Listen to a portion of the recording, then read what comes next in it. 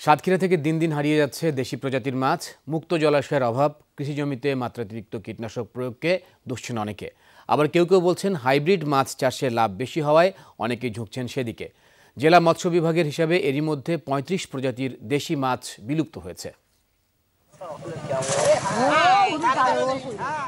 সাতক্ষীরায় লবণাক্ত পানিতে চিংড়ি উৎপাদন ভালো হলেও স্বাদু পানির মাছ পাওয়া দুষ্কর। বাজারে চাহিদা থাকলেও কদাচিৎ মিলে দেশি মাছ, তাও আবার দাম বেশি। খাল বিলে আগের মতো আর পানি থাকে না, তো ঘর বাড়ি হয়ে যাচ্ছে, মানে পুকুর টুকুরা বুঝাই ফেলতে বললেন। ওই জন্য দেশি মাছটা এখন পাওয়া যায় খুব কম। এখন তো বাজারে আগের মতো দেশি কই, শোল, চ্যাং কিছুই পাওয়া যায় না। যা পাওয়া যায় তাও আকাশ ছোঁয়া দাম। কৃষি জমিতে বাদ দিয়ে চিংড়ি চাষ, ফসলের মাঠে অতিরিক্ত কীটনাশক ব্যবহার এবং উন্মুক্ত জলাশয় ও নদ নদীতে পানি কমে যাওয়ায় দেশি মাছ হারিয়ে যাচ্ছে বলে মনে করেন স্থানীয়রা।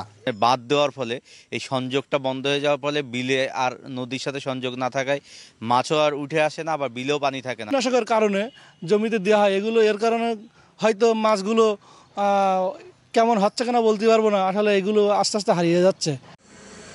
দেশি মাছ কমে যাওয়ার কথা স্বীকার করলেন জেলা মৎস্য কর্মকর্তা। তিনি জানালেন, দেশি মাছের সুদিন ফেরাতে চলছে গবেষণা।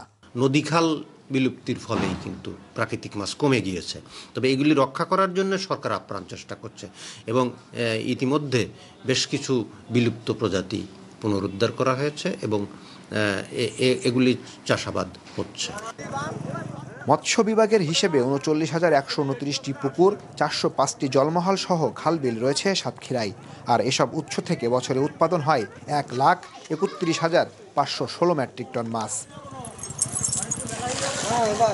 আহসানুর রহমান রাজীব, যমুনা নিউজ, সাতক্ষীরা।